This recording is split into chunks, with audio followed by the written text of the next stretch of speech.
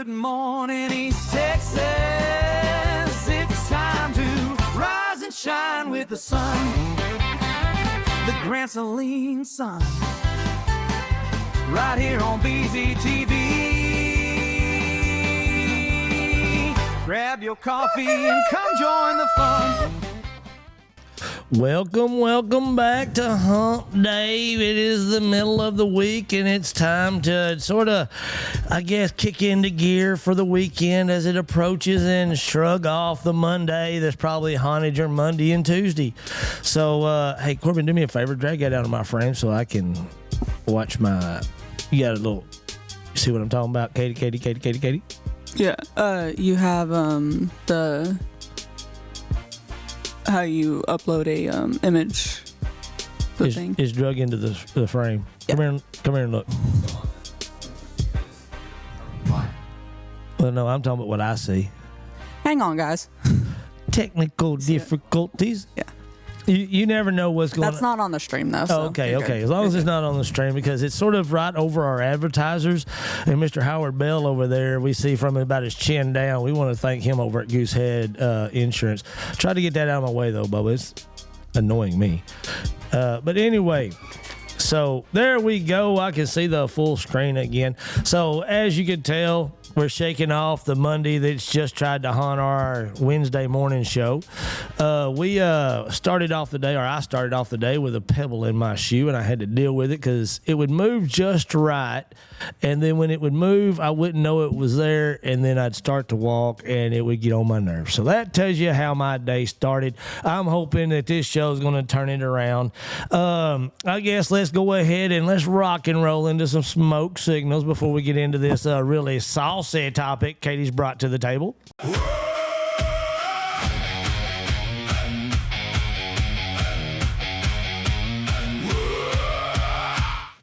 You know, I was sitting back, and as I started doing these little smoke signal things, back in my day when we was starting the paper off, it was an editorial, and I started them. It was one of the hardest articles to write, and that was just one a week. And now I started this dadgum monologue, and now I've got to come up with something every day. So I'm always trying to get my ADD brain to just go crazy and figure out, something to talk about in this couple minutes that you guys sit there and listen to my idiocy roll across this microphone and crystal clear audio.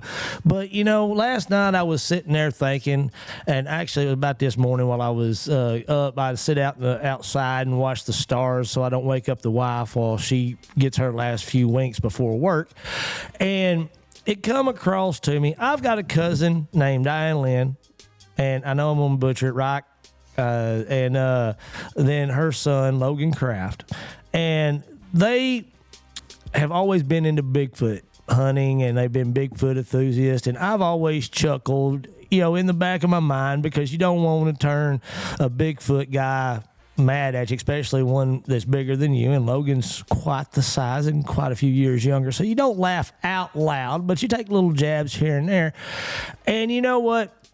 I've always thought it really funny that a man would take, and I mean, he invests so much money and time into going out to these Bigfoot hunts. He goes out, he camps, and they research, and I was always thinking, this man is chasing a fairy tale character. How in the world can my cousin, someone that is in my family tree, chase such idiocy?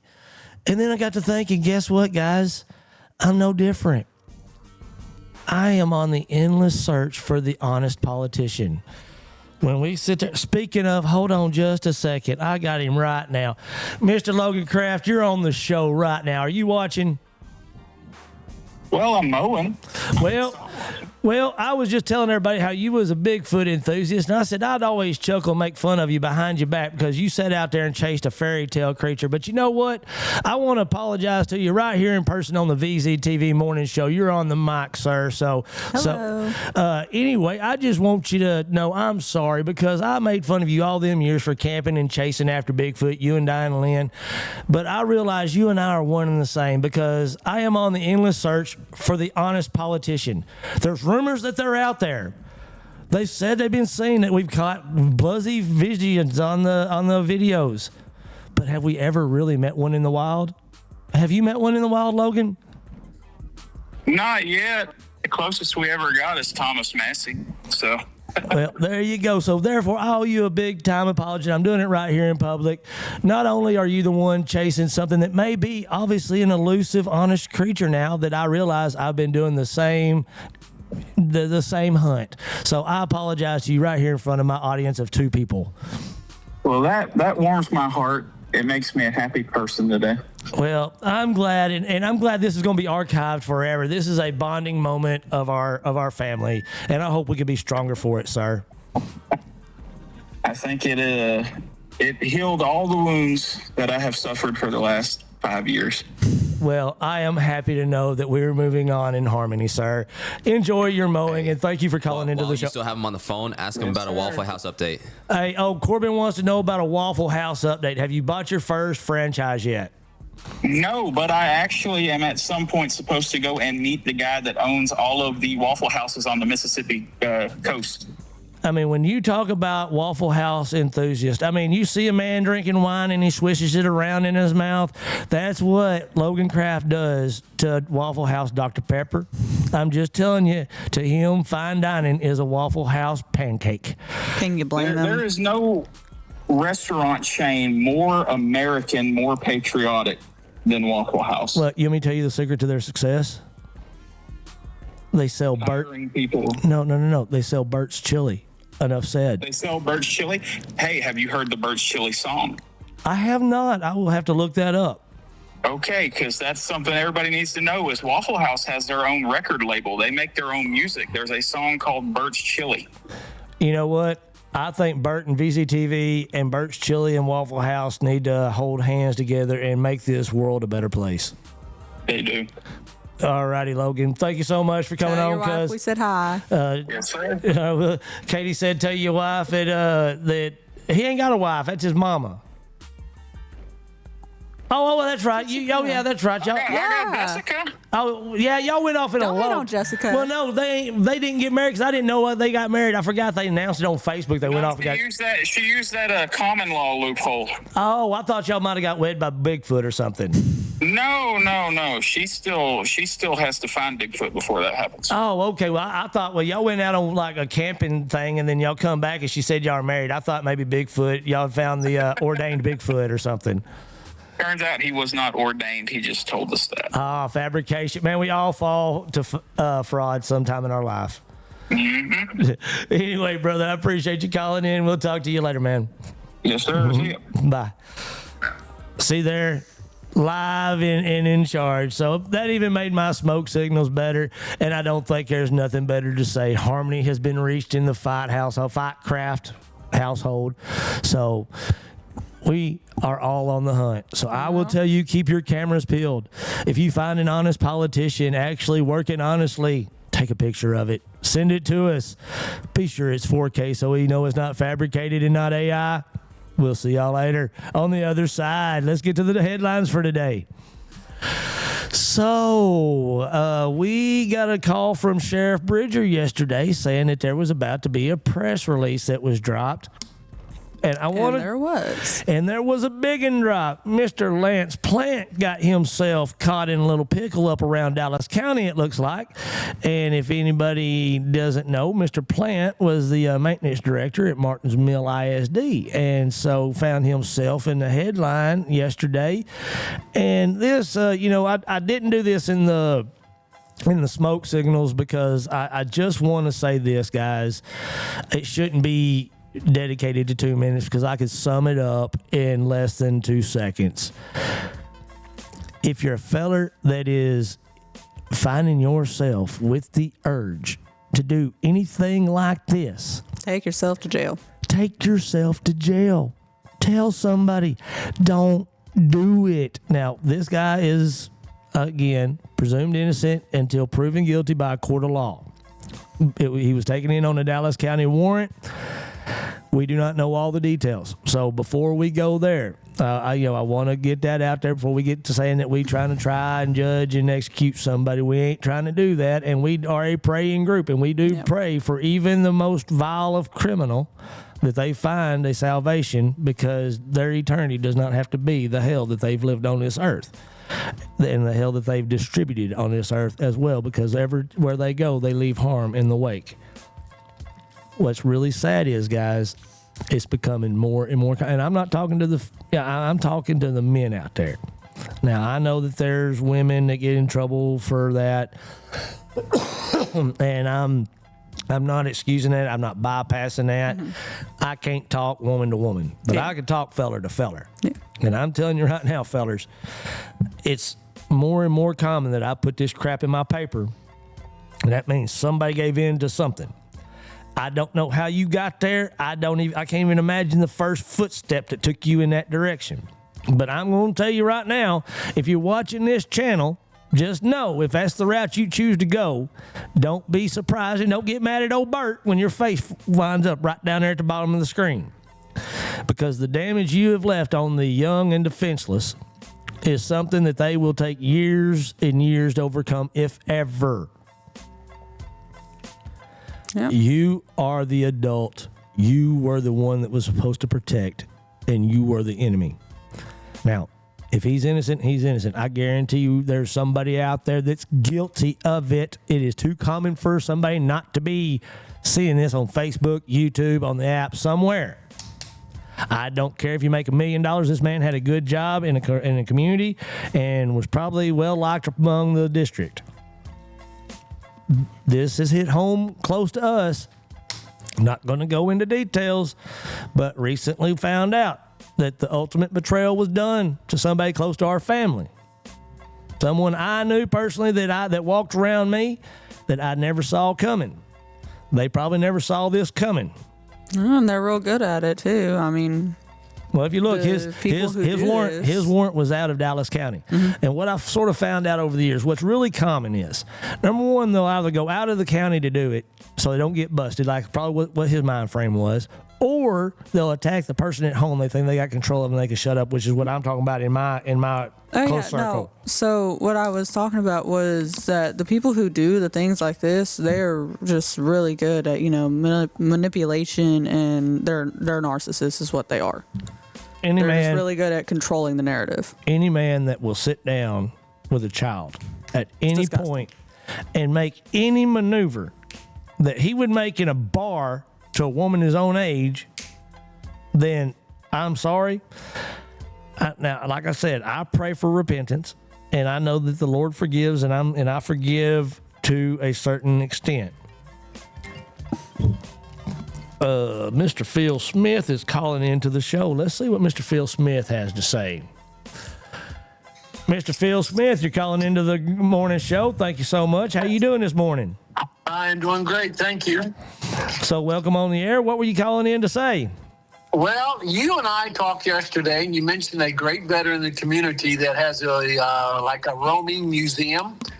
Yes. Trenton Roberts. Yes. And that's what I was calling about. If you would send me that information, I'd love to get a hold of him and see if he can join us in our military show coming up with all his material he has from veterans. Yes, sir. I'll make that call today.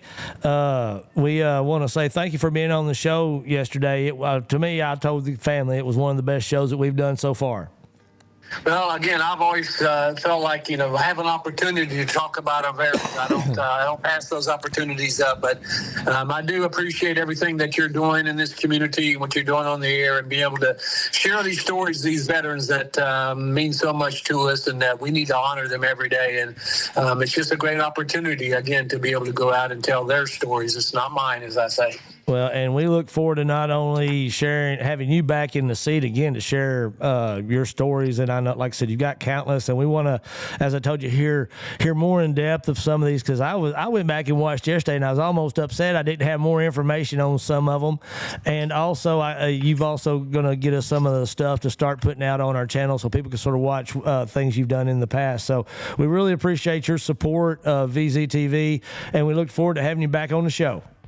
Thank you, my friend. I appreciate it. God bless. God bless you too, sir. Thank you for your service. Goodbye. Bye now.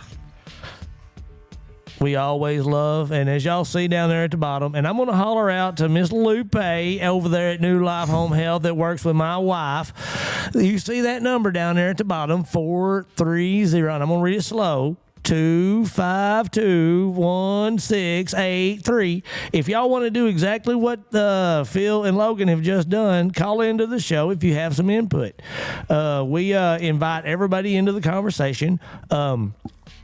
We had Miss Lupe said that she missed being able to comment into the show. And, well, just so you know, you can send a text. If you want to send a text, that's fine with me.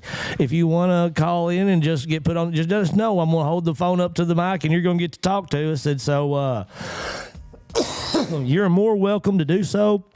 This is a morning show. I look forward to having Corbett over there screening the calls because everybody calling at once. But anyway, that's where we're at. So anyway, back to what I was saying, guys. You know what? This is a crime that is needless. It does not need to happen. And I will tell you right now, it does not need to be happening to our everyday fathers and our everyday employees. We need to stop this now as men. So, in the words of the wise Biden, don't. Okay? Just don't. Anyway, let's roll. Disgusting if you do. Exactly. So, we just got through talking with Mr. Phil, and he mentioned the festival that's coming up on August 8th. And speaking of, you guys remind me, because I was going to call Trenton yesterday and it totally slipped my mind. But the East Texas Heroes is going to be, Phil was telling us yesterday about everything that's going to be there. They're going to have a gun show the day before or so. And then they're going to have a car show. They're going to have a swap meet. They're going to have a military show. There's going to be vendors out there. We're going to be out there and we're going to be live broadcasting from there. And so we want to thank Brian over at Sonic, Brian and Amber over there at Sonic in Grand Saline. They're going to give us some coupons we'll be handing out from the Sonic in Grand Saline for goodies there. They wanted to get involved and help support the VZTV tent. So we're going to be over there. Y'all stop by the tent. We'll have a mic set up. So if you want to jump on and say hi, we sort of did this over at the Salt Festival last year, and it was a big hit. Yeah. And so we're going to set up this year at this thing, and y'all come by, meet everybody. You get to meet my beautiful wife, Michelle. She'll get to be there, so y'all know that I'm not making her up, and she's just some imaginary kid that goes to another school. Anyway, so y'all be sure and go there. Also, let's I got it sent to me yesterday, so we got the Tracks lunch special for today. And so, guys, I just want you to know this right here is... If you ain't never ate over there, you just don't know what you're missing. If you had, it's like your grandma's cooking. Exactly. If you and I'm gonna go back over here. She had actually texted me and told me, Miss Edie Booth said she's right here and she's an honest politician. All righty, Miss Edie. Well, she says maybe it'll change me, but right now I'm the first honest politician. Yes, ma'am, you are. You're one of the elusive ones. You've been rumored out there, and of course we can't wait to have you back on the show. I want to thank Miss Edie for coming on the show, viewing the show every day I get off. She says, another great show, Bert. And we were even mentioned in the Van Zant Democrats newsletter, thanking us for bringing candidate Keenan Colbert on, which he just texted me a while ago right after the show started, because we've been talking back and forth about the clips for Corbin, what he's been putting up on our Facebook. Again, go to our YouTube page. We have been focusing on little areas at a time, trying to grow each thing as it's, necessary. Because, this thing takes a whole lot of effort and there's only a few of us. And we're to the point where we're fixing to start expanding over to TikTok and YouTube. And so Corbin started the YouTube expansion. He's putting the clips up there. We're sharing that. So now we're trying to get the YouTube audience picked up and built up over there. So y'all be sure to go over to the YouTube channel and subscribe to that. When we put the things up on the YouTube side, you'll get a notification and y'all know that we've done that. So anyway, back over to the Tracks thing. Sorry, I opened up my text and I've always got a text waiting on me. Let me find where you at. There we go. And she said it's a scoop of ice cream with a bowl of chili is what that is. So I'm just saying, you can't beat it. That's because she told me, she said this week's special is blue corn chili bowl and a dessert and a drink for $14.99. And she says, and it's a scoop of ice cream with a bowl of chili. So I guess it's not together. Did you see that? What? I'm leaning forward because I don't have my glasses. I can't see, so I'm trying to see what the lunch special is. I'm trying to read it. And Corbin goes over to my camera because I'm leaning forward. Okay. Yeah, I thought you were trying to figure out if it was chili on top of ice cream. It's not. No, I was trying to read it. Oh, okay. You know, the ice cream is the dessert, and of course you get a drink for $14.99. And so anyway. I will say their mint chocolate chip is the best that I've had. They do have a big selection. If you ever been to Brahms or anything like that, Dairy Palace over in Canton, they've got a ice cream counter that's like that. I'm telling you right now, and if you've never met these two, they call themselves the two salty broads. You just don't even know what you're missing. These two kids, and I call them kids because they act like it. But they Pretty sure they're your age. I'm going to say they're probably younger than me. I'm just going to do that to be on the safe side. They're a lot saltier than I am. I'll just put it that way. But anyway, guys, it's at 100 North Main Street. And once you come across the railroad tracks, look to your right. You'll see the mural on the wall. And if you're the first in line, you get a free scoop. My buddy Jamie Sherman with Sherman Floor Care calls it scoop and a toot. And so if you're first in line when the train comes by, get you a scoot and a toot. And so anyway, and also they have the dirty sodas and the pup cups for your summer refreshing. So go in there and check them out. And we also got Grand Slice over in Grand Saline. We ate pizza there yesterday. Me and Mama went and bought us a medium and ate it. And I tell you what, it's just, to me, it's good pizza. And they have a large, their special is 2 larges, 1 topping, $20. And I'll tell you right now, it feeds. That special fed my family of 5. I got a 21-year-old, a 17-year-old, Katie's 20. And, of course, I could put away some pizza, and we all ate till we were filled off of that special. So feed your family for $20. Also, down there in the bottom, you see VZ Rental Equipment. Our equipment rental. Y'all go see them and tell them that you saw it on VZTV. Get 15% off. Like I tell y'all every time, 15% off of a weekend with a backhoe. That's a big deal. So y'all go over and see Julio. If you go at the end of 17 and 64, if you miss the stop sign at 17, you go right into their bay door. So go check them out. It's in Suite D. And if you walk in there and call Julio Suite D, he'll blush for you. So y'all be sure and give Julio a shout out. Tell him you heard it from also Smoking Vape, Just Smoking Vape over in Canton. Let me get back over here. She gave me the address the other day. I stumbled on it. Let's see, where you at, girl? I texted her. There she is. 1457 North Tradesday Boulevard, Suite 103. And I just want to say that y'all go over there and support them guys. We take anybody. Glow House right up there at the top. You go over and see Miss Melissa and get to make a sparkle in your smile. The Bearded Barber. Go over and see the Thurston Group. Howard Bell. Man, this guy puts on a Christmas decoration show, and it is awesome. Go get some Ink and Will's Point over at Ink and Insurgency. Chad the Mechanic, he's out there on 19 just beyond Canton. Superior Glass and Mirror, we want to thank them for always being on. Wallace Murray Insurance. Lynn Bill over at Trash Patrol USA. I was just talking to Michael Lowe yesterday. He's my insurance agent. We want to thank him so much. Smith Auto Sales, we want to thank them guys for being on board. Clothesline Laundry, thank you, Aaron, for supporting us. And, of course, Joel Elliott, the great, always being the official law firm of VZTV. Of course, you heard us talking about tracks. If you want a good commercial production for the channel, call Corbin and Katie. Get on board with C&K Productions. And, of course, we can't forget Miss Norma Barrett. Y'all go see John Gibson.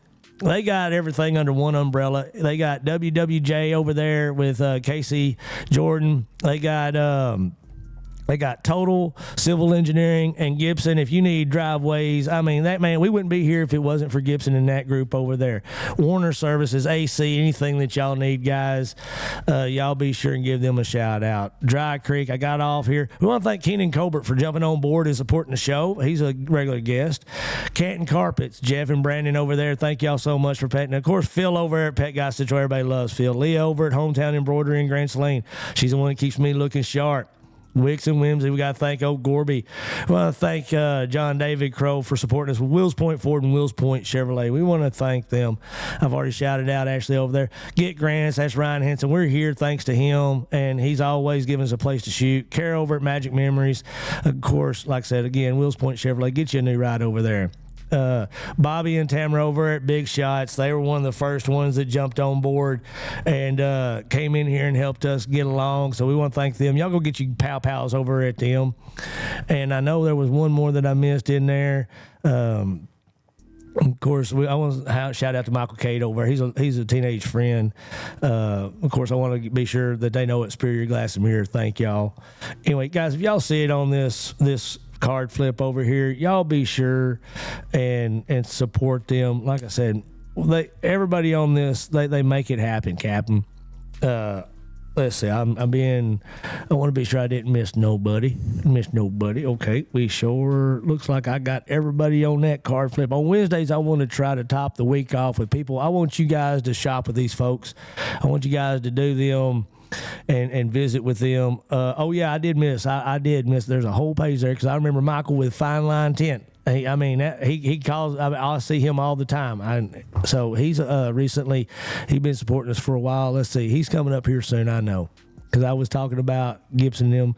There we go. And, of course, I mentioned Jamie Sherman. But y'all get your tenting over at Fine Line Tent. He just did the chamber building over in Grants Lane. And, of course, Jamie Sherman, if you want it, mention this and get 20% off of floor care if you tell him it's on VZTV. And, again, also, Dry Creek Ag Services. Man, he got a drone. Dry crack? Dry crack. Hey, man, I like my crack a little on the dry side. Okay. Although, with these temperatures, nobody's got a dry crack. Everybody's got a swampy one. You took me there. Thank you very much. Dry Creek Ag Services. Anyway, he's got an awesome drone over there, guys. And if you have a pond that's murky, if you got a acres that needs to be sprayed, give them a call over there. Again, if you see their card on the side of this, call them up and thank them for supporting VZTV. All righty. Now, let's move on to a little bit of weather, Corbin. I guess let's go ahead and throw that up there so y'all can get a look at what's going on the weather side. Everybody asks me why I haven't been over at the green screen. I learned the hardships of being somebody like Cody Gottschalk over at KLTV, and I know why he can get the hate. I had 2 days in a row that I said it was going to be hot and that we weren't going to get no rain, and in the evening we got showers coming in because I had to run out there in the rain and cover up my chicks. So I'm just going to say I'm going to put it up here. What we use is the app on our computer. Probably the same thing that you guys go to use to plan your day. I don't even put my name on it because I don't want nobody throwing eggs at my house. I got enough hate out there. I had one person that I was talking to yesterday that told me, he said, Bert, you realize you're not liked by everybody. And I said, you know what? I know that pretty well. They're pretty vocal about who hates me. So anyway, I don't want the bad weather forecast to be a reason for catching a whole lot of hate. And let's look at some gas prices, Bubba. There we go. Doo-dee, doo-dee, doo-dee, doo-dee. There's your music. Doo-dee, doo. Y'all want me to sing? Everybody wants me to sing, right? Oh, go up one. Thank you, Corbin. Hey, Corbin, scroll. There you go. At Bob's Town and Country, it is $3.09. That is the cheapest so far in the surrounding area. I paid $3.10 yesterday in Wills Point at the Brookshires there. My mom paid $3.40 at Easy Mart in Grants Lane. I told her, I was like, you need to go to Canton. Only time I do Grants Lane, and I'm not saying I don't love the owners up there because I shop there for other things. And Just not for gas. But gas, I'll tell you right now, Grants Lane has always been the higher of the bunch. I mean, that's probably why Grants Lane don't put their prices up on Gas Buddy because they're ashamed of the gas prices. But guys, look, we do use Gas Buddy. I will mention this. They do not pay us. They do not sponsor this show. If anybody that knows anybody on the inside of Gas Buddy, give them a shout because we need all the money we can get. I got to try to get these two kiddos paid. But anyway, that y'all can go in the fuel in your neighborhood. Y'all can get it. You can update it yourself. Yes, there you see go. who updates it. Just keep us updated so that we can keep everyone else updated. Yes, there you go. But See, when I start stumbling, if you see a price and you go and check on your phone on Gas Buddy and it doesn't match, you can go in there and change it yourself. So it's literally just updated by people in passing who see, oh, hey, this price is, so and so, but on the app it says it's so and so. Let me go change that real quick, so everyone in the county or in surrounding areas can stay updated. And I saw Lynn there, and his ad actually has his face on it. So every time he pops up, I got to sit. I want to do one thing. I want to give a shout out to Bryson over at Trash Patrol USA. We love some Bryson over here at VZTV. If you haven't met Bryson yet, y'all need to go by the Trash Patrol shop. Meet Bryson. He is the most pure, kind, fun man you'll ever meet. And so shout out to Bryson over there, working hard for Trash Patrol USA. Anyway, I wanted to address something, and this was thrown at me yesterday when I was out selling. And I was out selling ads, and I tell everybody, it takes 15,000 no's to get one yes. You just hope that yes is going to be enough to pay for the 10,000 no's. And if it isn't, then you got to keep searching for that elusive big sell, just like Logan and I do for our fairy tale creatures. But I had somebody, and it's something, this argument been brought up on Facebook. And I know the moment I say this, one of my devout followers, Miss Pam Anderson out there, is going to have a meltdown. But it was thrown at me that everybody is media nowadays. And that has been an argument that I increasingly see on Facebook. And part of me, I'm like, yeah. And part of me, but then it got thrown up in my face yesterday by somebody that wasn't in the realm of the First Amendment auditor. They weren't in the realm of all this, and it sort of got to me, because I wonder what people think we do here, and I pointed out that when Greg Abbott pulled into Canton the other day, there were people lined up around the corner. Mm-hmm. And admittedly, in best case scenario, everybody would have been able to make it into that venue, sit there and talk about or ask their governor a question and have one-on-one with him and be a part of the whole conference. It was not play out that way, so therefore it didn't happen. But like I told this guy, and in my wallet, I've got a Texas Press Pass, Texas Press Association Press Pass. And I use that to get into venues. And like Governor Abbott, one of the most, I would say, probably well-guarded men in Texas, pulls up. I walk up. There's a line around the corner. And as the press, I show my press pass and I walk in. You guys, you've been with Corbin for 5-6 years. I mean, all the time on the football field. Exactly. It didn't matter where I'd go. I'd tell y'all, tuck in tight with me. I'd show my press pass and we'd go on in and set up where we were going. And at one time, there was a respect for the press. Mm-hmm. And now everyone has a cell phone and a camera. And this is, and that's what I wanted to address. Yes, I do say that the public is a part of the press, as they always have been. It's always there's a reason we have those videos to react to, and all that. It's there's always been a whistleblower. There was always been a private citizen investigator and stuff like that. And yes, they all play a role. But where I take issue with, we're all press now. We can all see where they're talking about social media, and they put media in there. Yeah. And I think it ought to be called a social medium, because I think it's a medium for people to talk, a medium for people, but to call it social media, it's almost, it takes a little bit of bite out of media. Yeah. Because as I explained to this person, he sort of looked at me and he sort of said, I said, okay, look at the internet. It's full of videos that you see in the last 5 minutes of the video, and it paints one picture, and what you miss is the 25 minutes that led up to that last 5 minutes. Mm-hmm. And when people watch that last 5 minutes, they go out there, they're up in arms, they're calling for heads to roll, they and justice be take a second opinion then or anything. All of a sudden, somebody says, well, hey, here's the whole video. Now, mind you, you've already been out there on social media and you've put all your little input into the whole facts. You've made yourself look like one thing. And then this comes out here and you realize that the other 15, it could even be 2 to 3 minutes. It could be 3 to 4 seconds as quick as things escalate, that you see just this little bit of something and all of a sudden you're like, wow, okay. That's why that really happened. Exactly. Yeah. Now, as a journalist, we are held to a certain Standard. level of honesty and integrity. Now, don't get me wrong. There are black sheep out there that are posing as journalists today and I will point, as I've always said, I do not have any love for the 24-hour media. And I believe that they are exactly what Trump says. 99% of what they broadcast is fake news. But when we start talking about the purity of it, and that's why I've always said start limiting 24-hour media.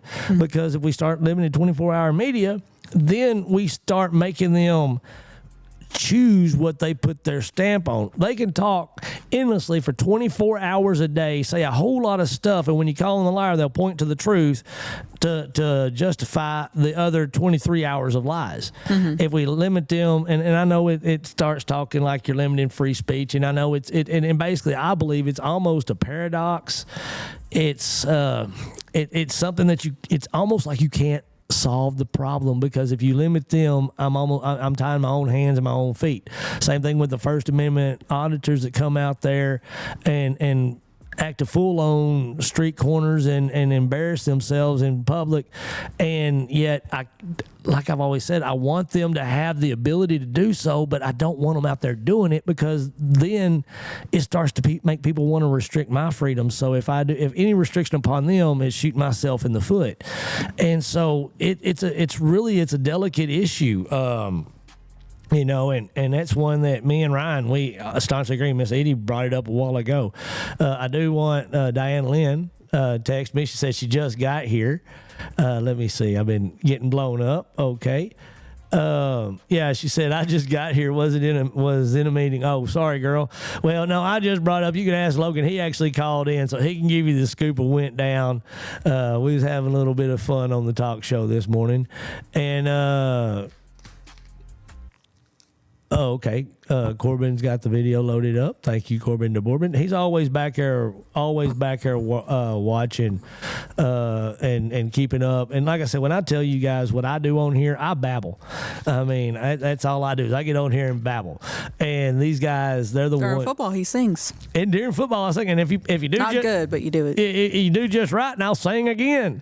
You send me a donation, I get that little ding. I'll start singing for you.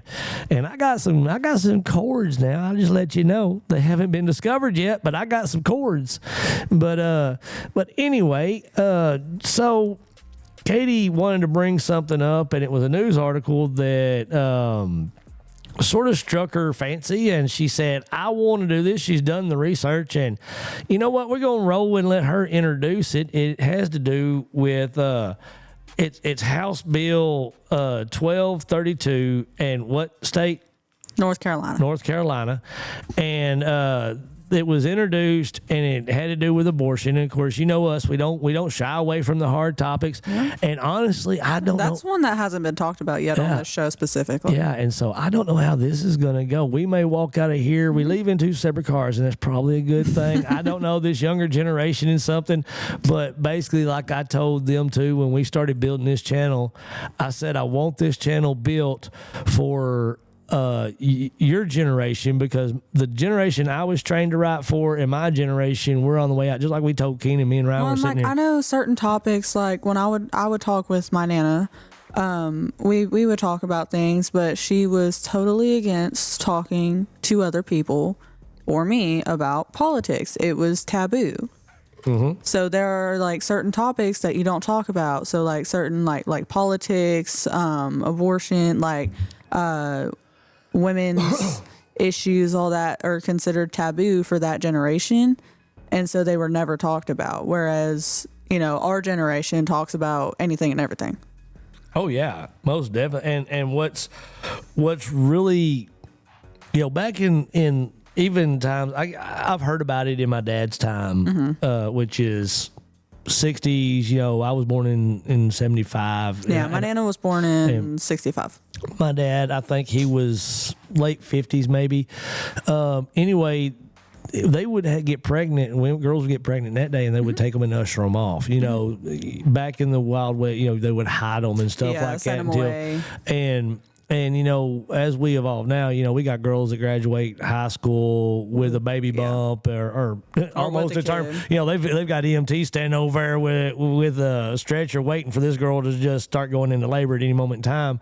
And so there has been a very big shift, and along with that shift, like you said, abortion was one of those things that didn't come along because we would be naive, and I hear a lot of the chatter in the abortion talk about we'll go back to the dark alleys and you know, clothes hangers and stuff like that. Yeah. And you know what? I'm not going to say that it didn't have, because humans are sick creatures. Oh, I mean, no, if we definitely. look at humans I mean, across, you have men and women that are, you know, assaulting children. So and- we're sick. yeah, and so to think that we would go to lengths of dark alley, clothes hanger, you know, I'm not saying it doesn't happen. And so like I said, now we're here, and what I found really, I guess I would say astonishing, because I don't really find it horrifying. 'Cause like I said, I've read the Bible, and I believe the Bible, and so I sort of believe in our trajectory and stuff like that, and so I sort of look at it from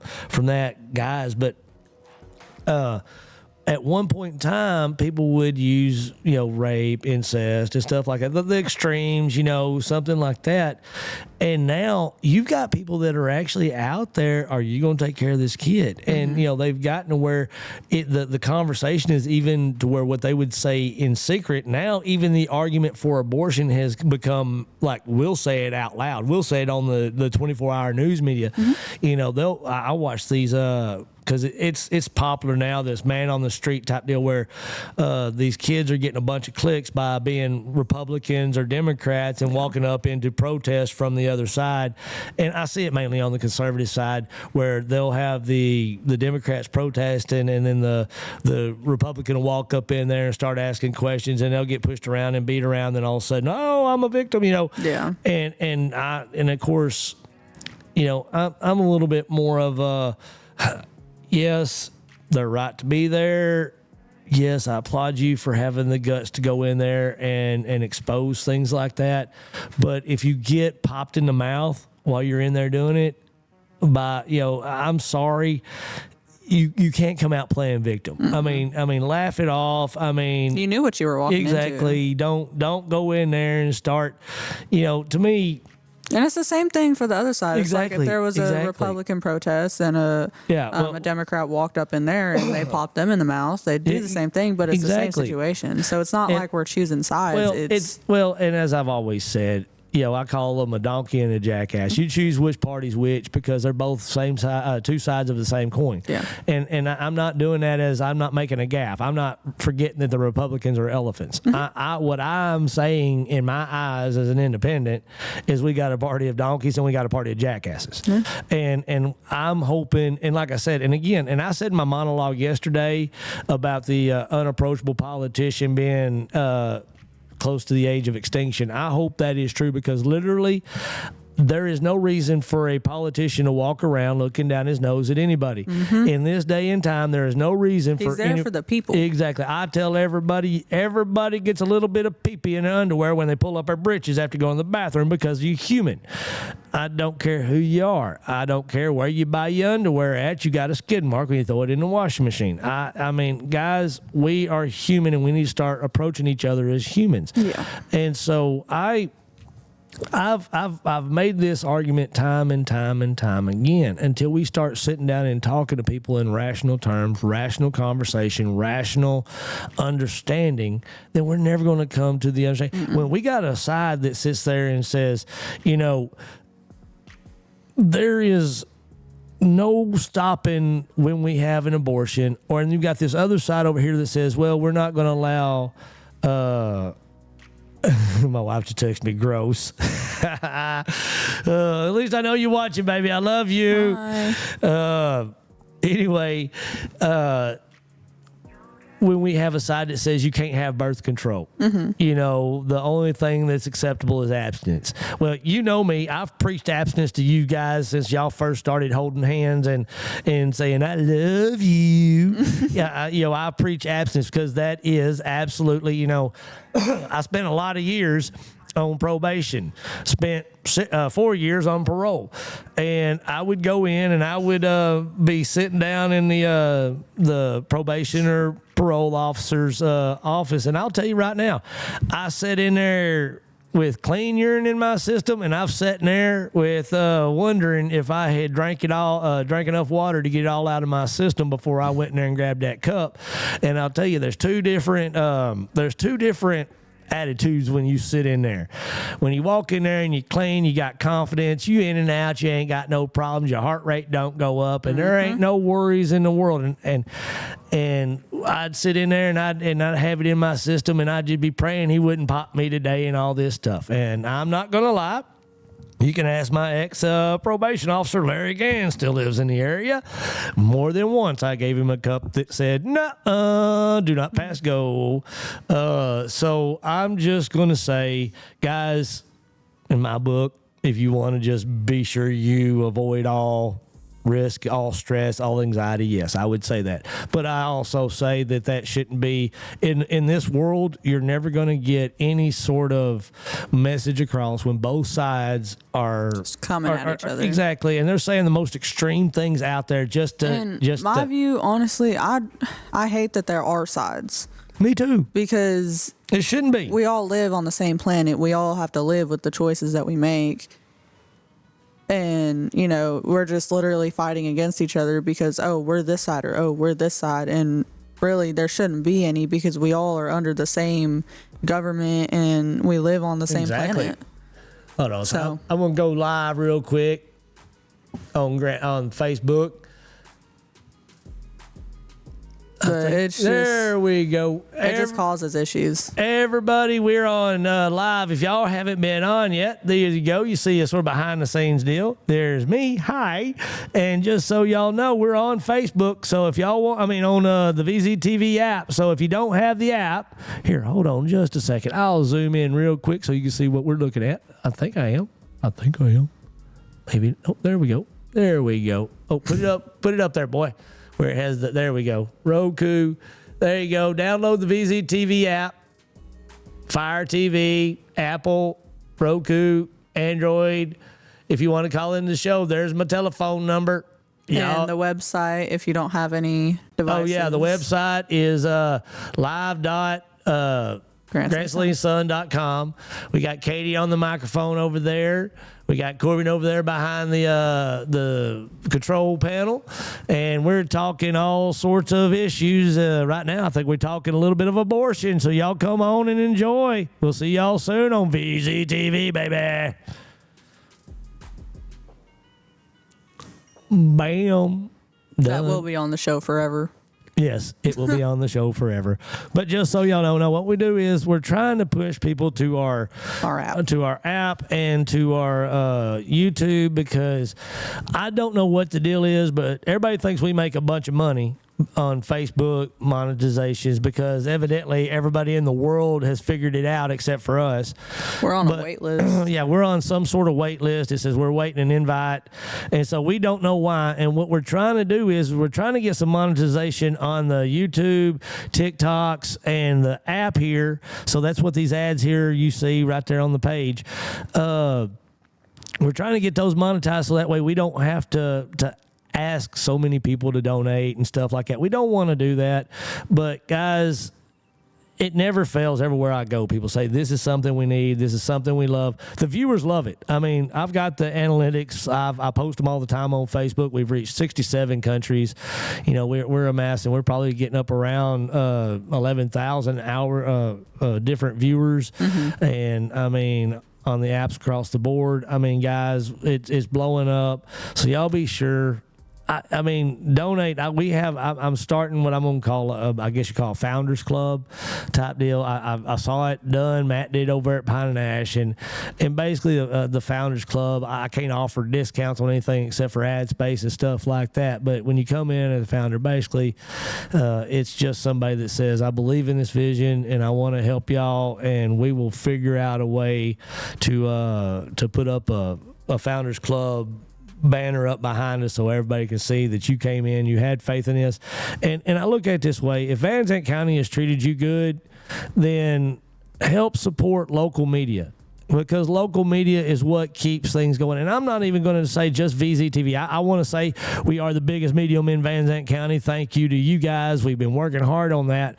But also the other local media around here, y'all support them, because that is the checks and balances that we need for those that make laws like what she's about to read. She doesn't agree with this law at all. And obviously one of the guys that I don't think anyone will. I don't think you need to believe in abortion, which we'll get to that in a minute, but you don't need to believe in it to be completely against what this thing says. But it's ridiculous. But just think about this, guys. When you come on, you support VZTV, when you support what we're doing here, then you'll see. You support these conversations. Yeah, you support these conversations where bills like this don't slide in unknown. And like I said, if you support it, guess what? I mean, I don't know how far left we have some folks out there. You know, we got some folks out there that may support this bill. And if you do, then you know it's in the conversation, you know what's happening, and then you can get out there and you can be vocal. We don't care. As you can tell, we don't have a couch seat designated for Republican or Democrat. We've had voters in here. You know, we want to thank Ryan Key for coming in the other day. We saw Keenan Colbert's ad pop up in here. He sat there and took a beating. I mean, this guy went through. They were hollering at each other. It was loud. I mean, which me and Ryan, we're always loud. And poor Keenan, he's such a nice, soft-spoken guy that, you know, he got the perfect. He told y'all to bring it. So. Yeah, exactly. Well, he's the one that invited it. He says, I want to do this, because I told him about how the property tax was a big issue around here, and he invited it. And like I said, I take my hat off to anybody. You know me. I don't mind having a conversation with anybody. Beat me up. I mean, I learn when I get beat up. Oh yeah. I fought Taekwondo tournaments, and I learned more out of the fights, which were only a couple of them. But the ones that I lost, I learned what I didn't want to do in the next one. And so, let's see. I just had somebody text in. Let's see what we got going on. You owe me some money. Oh. Okay, it's Miss Ann Nelson, said she's with the 80 booth, asked me to share some photos with you. Hey, she sent me a picture. Hold on a second. Corbin, let's see if we can get this up here. Let's see. Here we go. I'll text it over to you. Tell me you got it. Miss Ann Nelson, which she's the one that wrote the Democratic newsletter. She sent me a picture of James Tallarico, and it said, "Here's your honest politician." So I'm gonna thank you, Miss Ann, for sending that and for commenting in the middle of the show. And I'm going to say, I'm also going to thank you from the Republicans in the audience that are probably laughing right now at that statement. I'm not one of them. I'm not laughing, but I'm laughing at what just happened. Hey, did you get up there yet? He's working on it. He's working on it. I'm going to add her in here. Did not have her in my contacts. So Miss Ann, there he is. There's the picture Miss Edie Booth sent over. Said our first politician, honest politician, is James Tallarico. Now I'm going to do this, and James, I've already sent you several emails. I've already followed up, and you can ask Keenan and Miss Edie Booth. I've already tried to go through their avenues too. I want you on my show. If you're running for to represent the state of Texas, I want you on this couch. We want to have a conversation with you, my friend. Mm-hmm. And I promise you, we are not mean people. We may sound mean, but we do have wives, and they punish us when we get to the house. Oh, and she's also sending me pictures of Keenan and Miss Edie. She sent me pictures of them too. We have them on the show. We don't need to put them. We won't work Corbin too hard over there. And I tell you what, I'm almost worried to go back and see Mom and Dad because I've had so much Democrat talk on this show here lately. My daddy may disown me. I don't know. I mean, when I first time that I rolled my eyes at a Trump thing, I think I was already on dangerous ground with the whole FITE family as it was. But one thing about it I learned as being a FITE was we always talked. It was mostly the Bible at mostly family functions until we got older, and now it's evolved into politics. All right, go ahead and talk about this bill that we've got been introduced. Okay, so before anything, it hasn't even been it's not scheduled for a vote. Right. So it was published, and the people saw it and stuff, and the House Rules Committee. Nobody picked it up. Yeah, no one picked it up. They won't even send it to a floor vote or anything. That tells you how bad it is. Yeah, it's ridiculous, and you do not have to believe in any of this to be completely against it. So let me ask you something just before I get started. As a God-fearing man, do you believe in abortion? Do you believe? You're really trying to get me in trouble. I know. I'm not trying to, but I want your honest opinion. Is it completely against what you believe, or is it certain circumstances is acceptable? This is how I explain my view on abortion. Okay, I'll explain mine after you explain yours. I promise. I do not like abortion in the slightest. I am not in favor of it at all.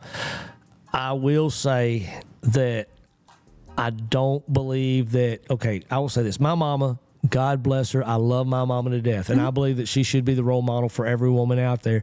If my mama found out that her carrying me to term would put her life in jeopardy, my mama would have said, I do not care. I'm going all the way to the finish line, and I'm putting my faith in God. Now, I understand that Scripture always also says that where one is taken, one will be left behind, because there are people that just do not buy into that. And there also, I will say this, not everybody can be a cop.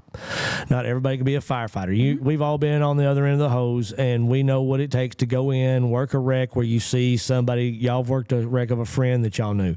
People burned alive. Exactly. Y'all have seen the worst of the worst. Not everybody could do that. So I will say this, to hold all women to the level of accountability of my mama, who I believe is one of the bravest women out there, I don't believe is fair. Just like it isn't, it's not fair for, let's say, a police officer, and I've got several of them that are friends of mine, for them to expect me to run towards gunfire if I'm not that guy. Of course, I'm stupid enough, I would do it, even if I'm not wearing a badge and a bulletproof vest. If they're in trouble, I would be the guy right there beside them.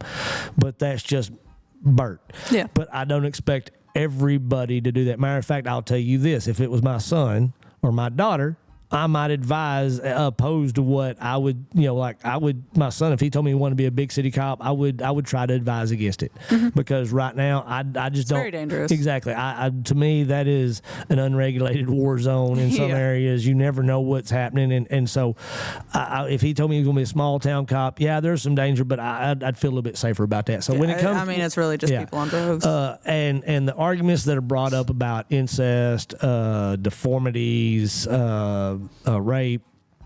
The rape one, I know would probably get me a little bit of hate, because I'm one of those, if there's any sort of possibility of taking a rape baby to term and allowing that child a shot, I'm all for it. Again, I don't know that I could hold all women, especially someone at the age of 9 years old or something like that. Now, that being said, we are far enough along in medical advancements and stuff like that I believe, okay, if something like rape or incest happened, it ought to be an easy enough avenue for those victims to come out and like, it's a hard topic. It really is. It is. Now I will say this, and this is how I rationalize having any form of abortion in society. And like I said, in my perfect society, yes, it would not be a need. It would be so rare. Yeah, in a perfect society. Exactly. In a perfect society, it would be so rare that it would be handled between doctor and patient, and it would be handled in how I believe it should be. I mean, Lord, we have HIPAA laws. Yeah. And my wife, over at New Life, and hey, babe, I love you. They have, she comes in the car and she'll be like, it's been a rough day, but I can't talk about it. HIPAA laws. Yeah. It's like, but this conversation is out, so it's like really hard to do. So I think, number one, if it's practiced, it should only be practiced on the rarest of occasions, in my personal opinion. As a man, I'm not going to step in and say that, anybody that knows me, I'm not really in touch with my feminine side. So therefore, I'm not going to sit there and try to play off something that I'm not. But I will say this now, as the Christian in me, who I believe this is how I explain away the existence of such an act. Mm-hmm. Ever since the original sin, the fall of man, which I believe to be inherently true, because I believe that the scripture is inherently true. Mm-hmm. Hate me, send your hate mail to BERTFITE@yahoo.com. I'll send it over to spam. But I believe that existence on this side of the womb is punishment. And we live in punishment day in and day out. There's a joy that comes through spots in life, but even every good thing comes with a hardship. And Lord balances out. And how Lord have mercy, depends on what straw you pull in life. You could be an affluent kid, or you could be somebody that's out there scratching pennies up for a cracker, something like that. So you never know which way the life could go. So when I look at it, I believe that God, as scripture says, knew you inside the womb. Yeah. And so I believe if you are in the womb and you are a victim of this process, which I'm sorry, any sort of ending of life, in my opinion, is, and I'm talking about human life. I'm not talking about cutting a grass and cutting it short or euthanizing. I'm talking about a human. To me, it is homicide in action. Murder, yes, they sort of play the same terms, but some people want to. I'm just going to classify it as this: 99.9% of your women that are having their abortions, most of them, I'm not going to say 99, because if I do that, I won't be held to that, and I don't know the exact term. A high percentage. They're just normal everyday women. They're not activists. They're not big proponents of it. Mm-hmm. They're doing it to get out of a certain situation they feel is that it is unsafe. Yeah, it's undesirable. Well, it's not even that. I'm unescapable. They feel like this is their only escape. And so, and I'm not. And trust me, I've known. And when I was in the dating world a long time ago, I bumped into an old gal, and she had the appointment set up for her number 3. And this was just how she handled her, and she was on birth control. I evidently. See, that's where I'm like, shouldn't be allowed there. And like I said, that to me, that doesn't sit well with me. Because if you're going around and you're sleeping around, and then you're just going to the doctor and getting them just because. And again, and like I said, and I don't want, and again, what I try to avoid, because there's so many different upbringings. I was a big part of Redeemed House over in Grand Saline behind Main Street Church. Guys, and I'm going to say this, if you were ever the 16-year-old kid that got pregnant and the organ player at the church, which was your aunt, looked at you and called you a slut, if you were raised up never hearing about God because your parents were doing everything illegal and under the sun right there in front of you, and you never heard the gospel, anything like that, you've always grown up with a grudge on your shoulder about church because you couldn't afford the good stuff and you felt the church folk are looking down on you. Do me a favor, go check out the Redeemed House.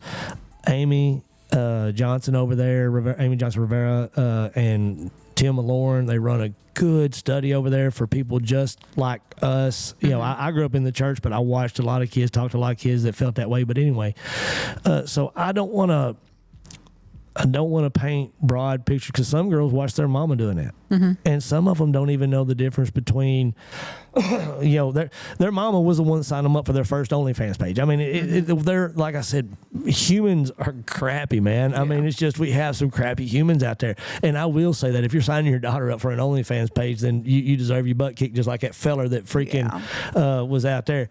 But I don't want to go out there. And again, like I said, I guess if in my perfect mind, in my perfect compassion, in my perfect conscience, I believe that it should be the rarity and it should be handled between the doctor and the patient, and that's how it should be. Yeah.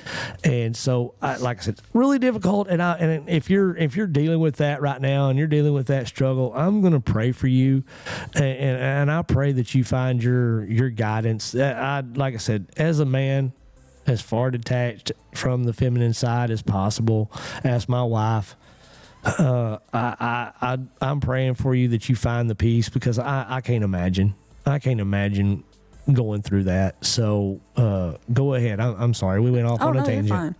Okay, so I'll go ahead and read the bill. He just told me stop asking you questions.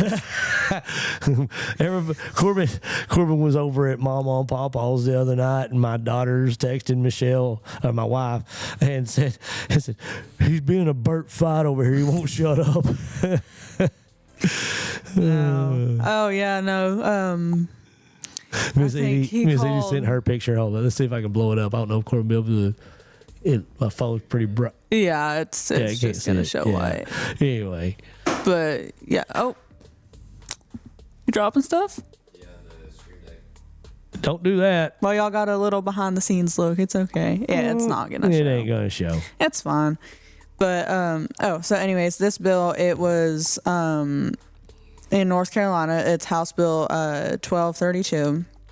It's a proposed constitutional amendment that would define the human life as beginning at fertilization, classify abortion as first-degree murder, and authorize the use of deadly force to prevent it. If enacted, the bill would enact sweeping restrictions on reproductive health care, carrying in major implications for abortion procedures, IVF, and some forms of contraception like birth control and all that stuff. And see, and they first-degree murder. Yeah, and for something that's like you can't even see. And this idiot put even IVF in there, which is a birth control. I will tell you right now. Well, IVF, fertilization, way of getting pregnant. And I know so many couples that have benefited from that and brought in. Yeah, those are people who they can't get pregnant naturally. Yeah, and so go ahead. Let's throw these idiots' faces up there. Yeah.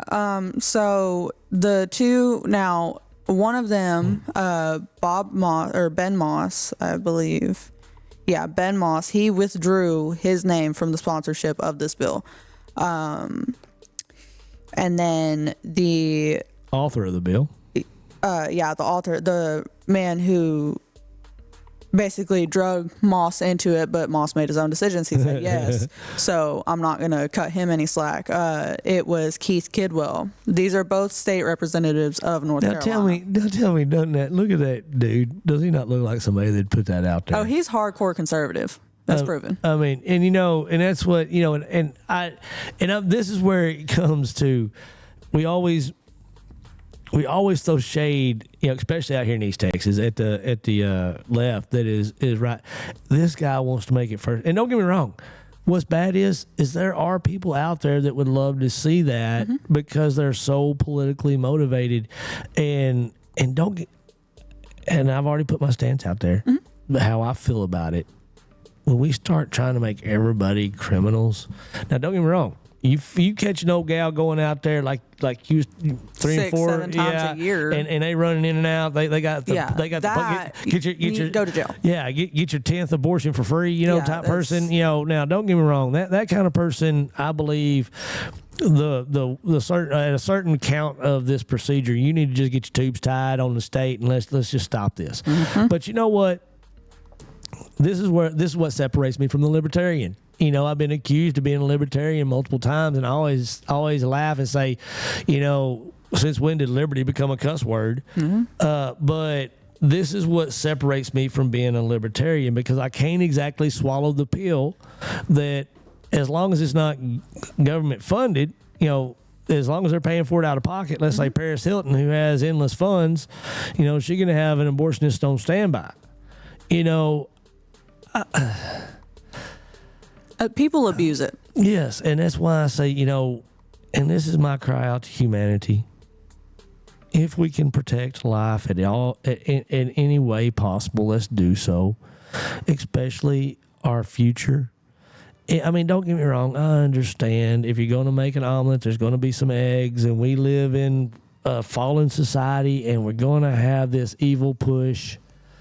But when we go to the extremes like this bill, or you go to the extreme of the person that says, hey, let's pop it out on the table and let's chop it up and throw it in the trash, 2 seconds after birth, let's quit listening to those guys. Yeah. Let's stop talking to those folks.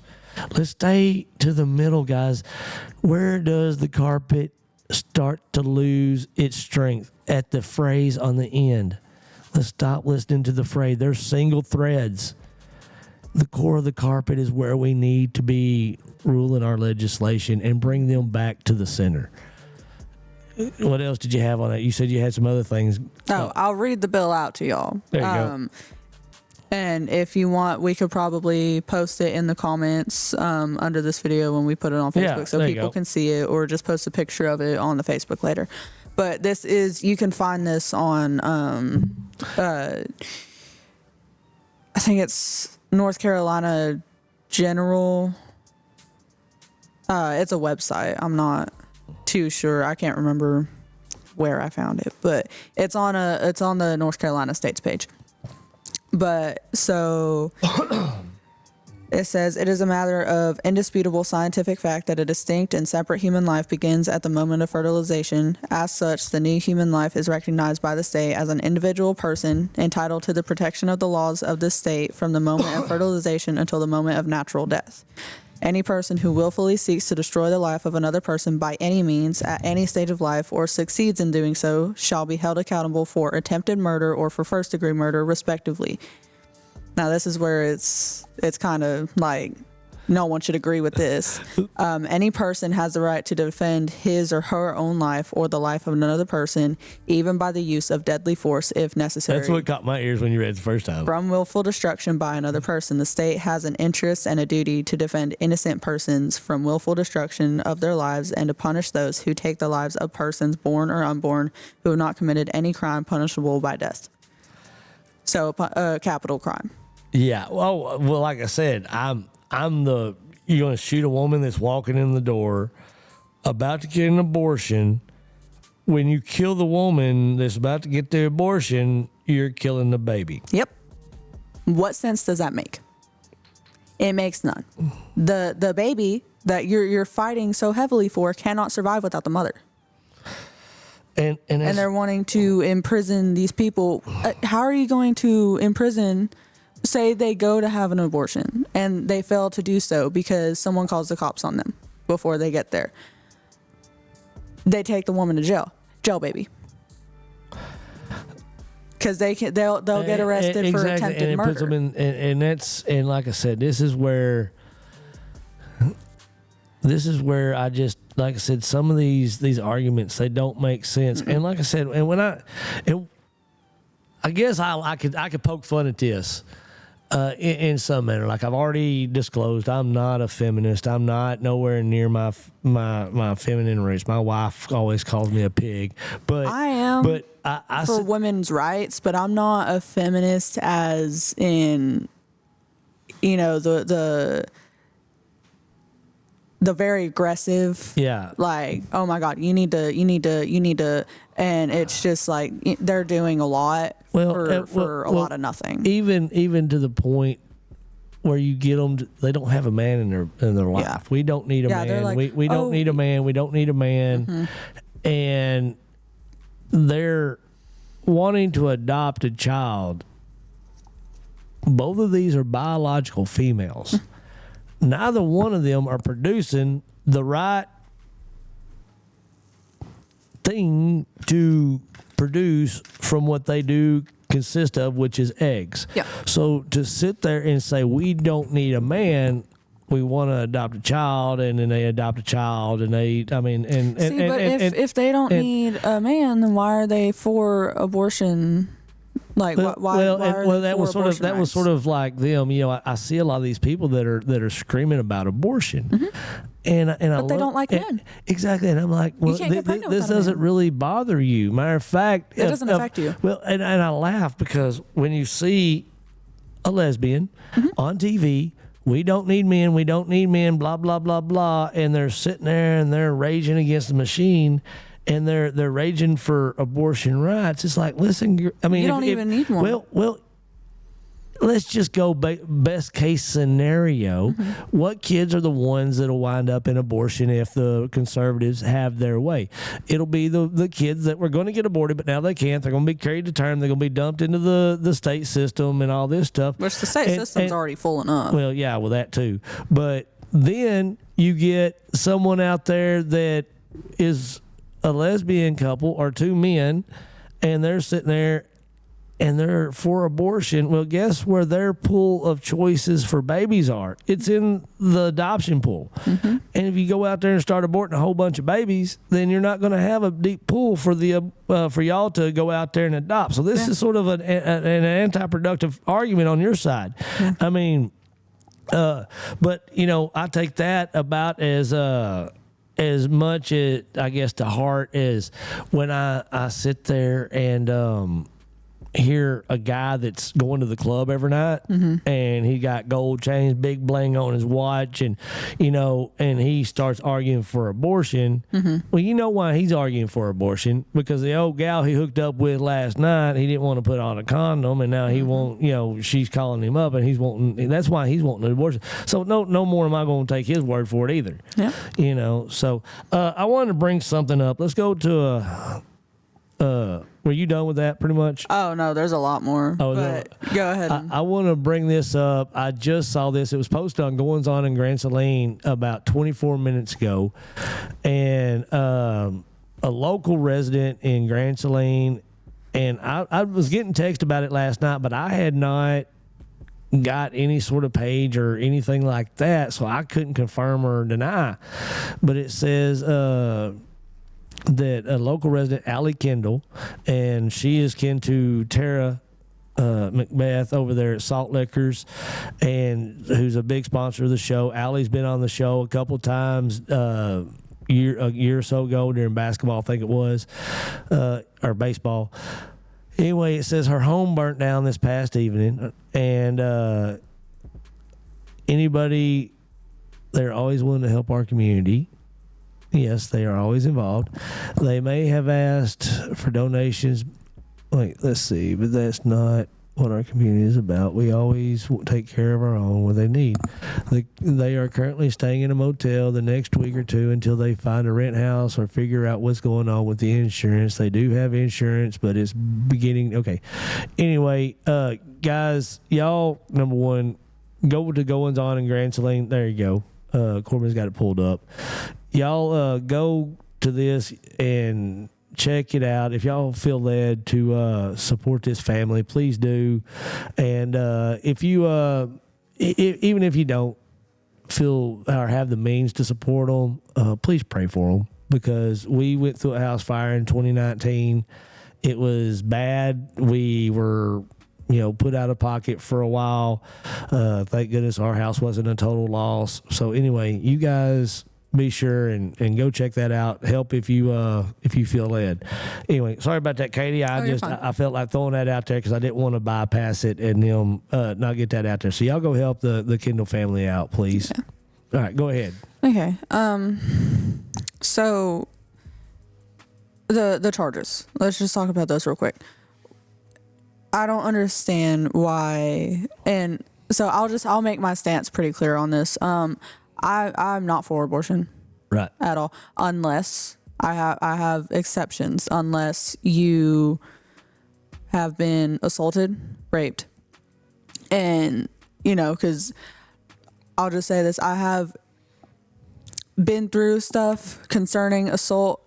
And I know, how it messes with your mentality. It is rough. So I'm only for it if you have been assaulted, or if your life is, if it's between you and this baby, like it has to be, like you have to choose. If it's like, oh, you're a high risk, but you know, you can carry and there is a chance that it will survive, yes, carry. But if it's either you or the baby, you can have another baby.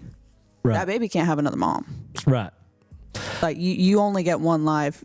And that is a little contradicting statement, because yes, that baby only gets one life too, but you can have another baby, and that it's a rough thing to say, but if it's between you and them, you got to choose yourself. And that's one of those things where, again, it's a hard topic, because you don't want to put. It's hard to make that call for somebody else, you know, and it's hard.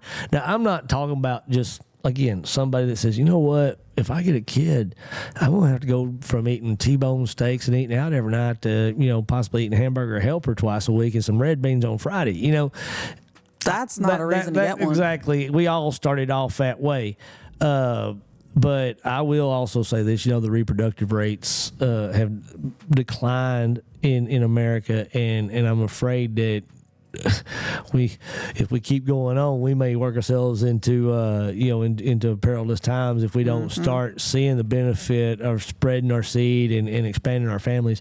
You know, back when my mom and dad were kids, you know, both of them have 5 brothers, you know, 4 brothers and sisters. My great grandpa has 11 brothers and sisters. Yeah. You know, back then we packed a house. You know, you had to have a bus to carry everybody to market. Yeah.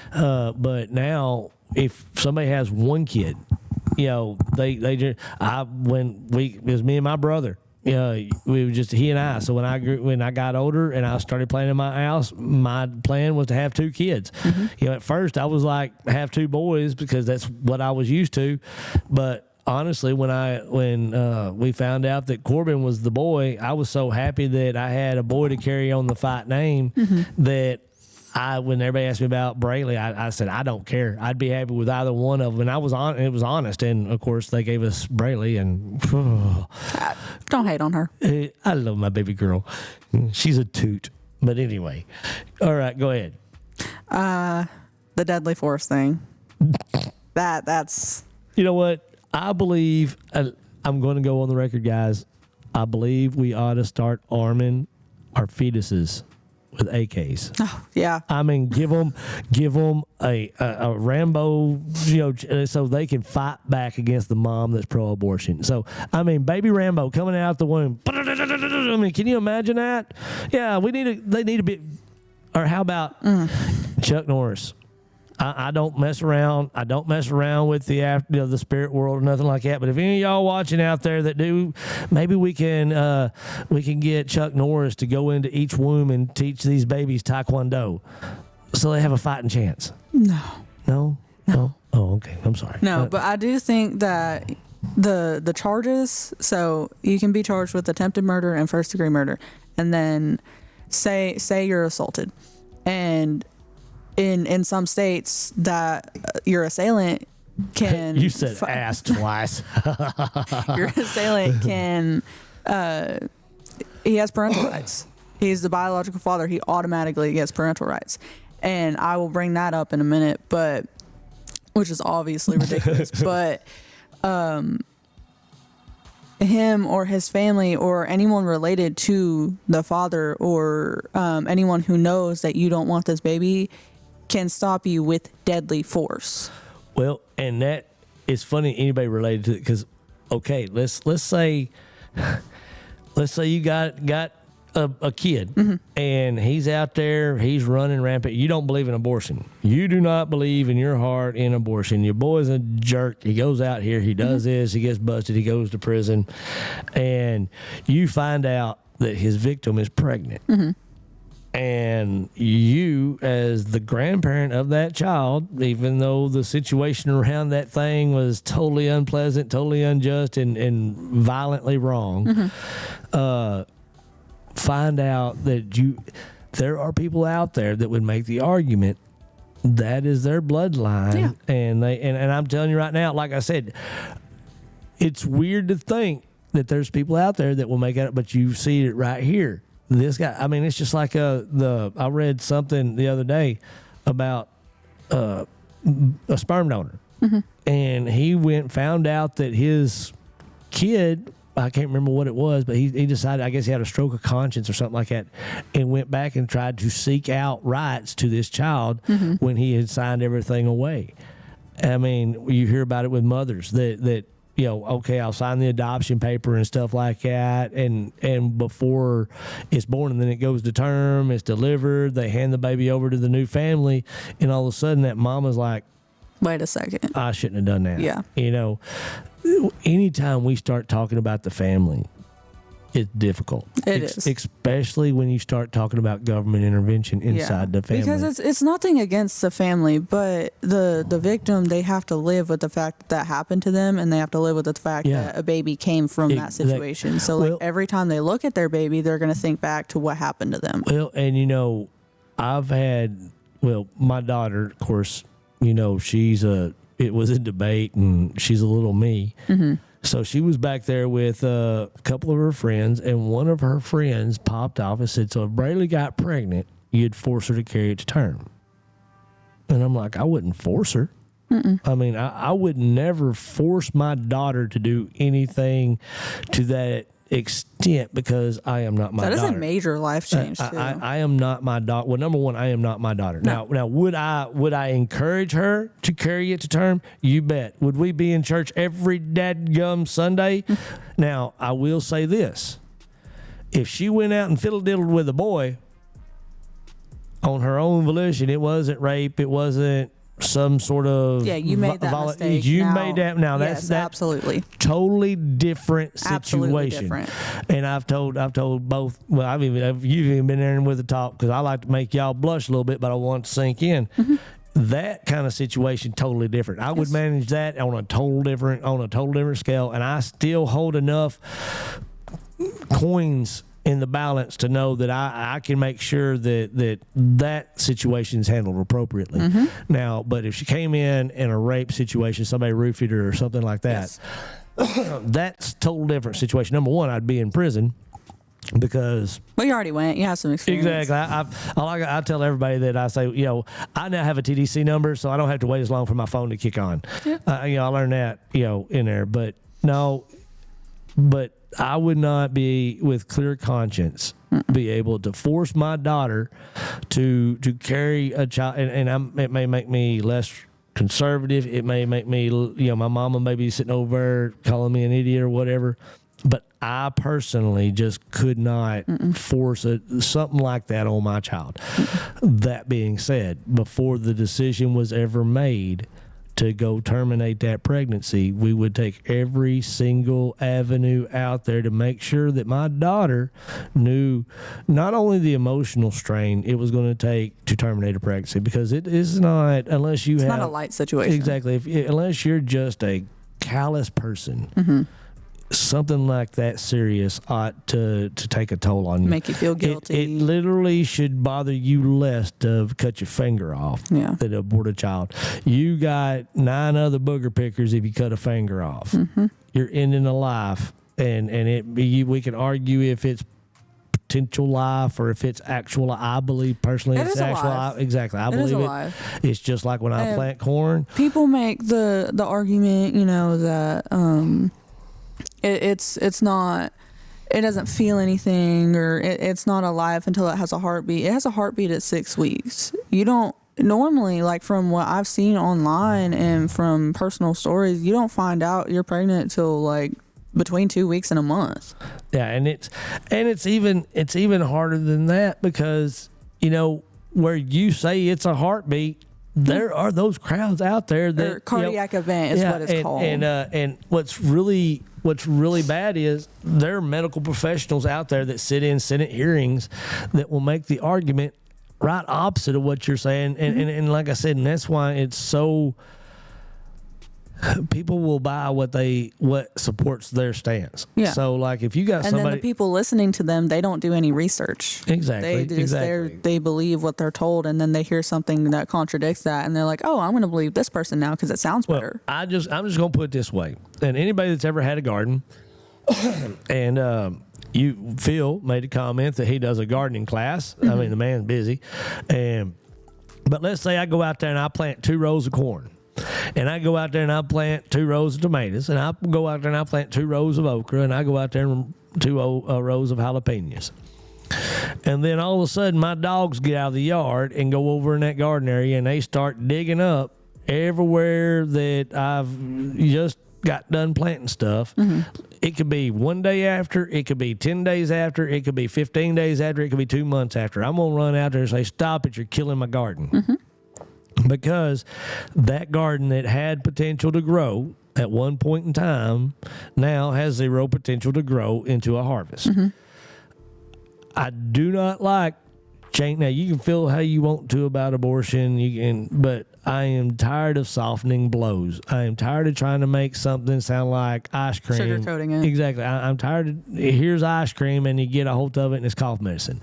You know, when we call things like women's health care. Now, don't get me wrong. The woman may, in a situation where her life is in danger and she's about ready to, you know, a woman is sick and it causes for abortion, so she get back. Okay, you could call it health care in that situation, but to put that broad stamp on the whole thing.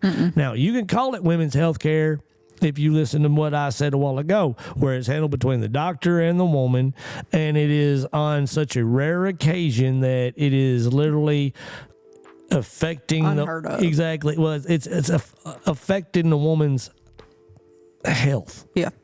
Then, okay, you want to call it women's health care, but let's not take away the termination part, because we are terminating life. I mean, even if you want to classify it as a potential of life. I mean, I've seen videos on TikTok and Instagram, just on every social media. There's a video of, I don't know how old it was, but a mom was getting an abortion. It was weeks old. I know that.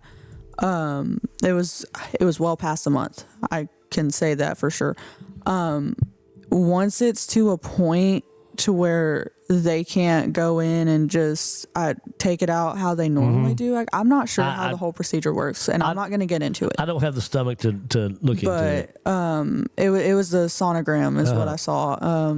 And what they do is they take like a suction vacuum and they vacuum the baby out.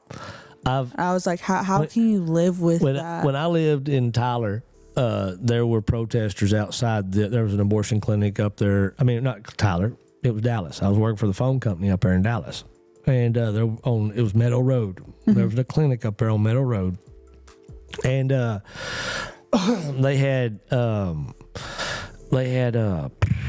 signs that had pictures, and they were graphic pictures. I mean, I would drive by and I couldn't see it, and you know. Just like you guys being on the first responder teams, when you get a call for a wreck or something like that, you pray you don't walk up to a passed away infant. I mean, that's just the last thing you want. I mean, I'm lucky that in the few years that I was on the station, I never saw a dead child. Yeah, and I mean, so like I said, that's the last thing. So driving by and even seeing the sign, I didn't, but I understand the passion because they see that, and like I said, but I don't